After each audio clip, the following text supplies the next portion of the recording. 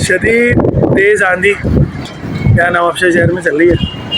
और कल हम टूटे हुए दरख्त और टूटे हुए पोल्स दीवारें देखते हुए आए।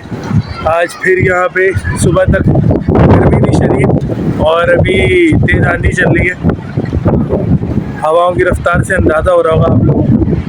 तो ये देख रहे हैं आसमान का क्या हाल है, पूरा काला काला काला।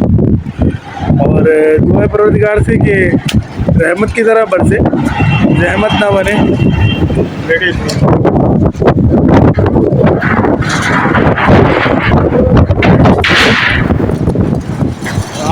पावर देखें हवा की कि किस तरह से ये सब कुछ हिला के रखा हुआ है इसने।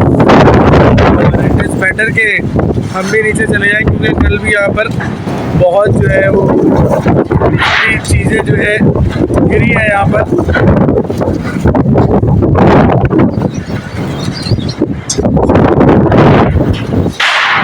किसी की सोलर प्लेटें उड़ गई, किसी की टीनें उड़ गई, किसी के शेड्स उड़ गए।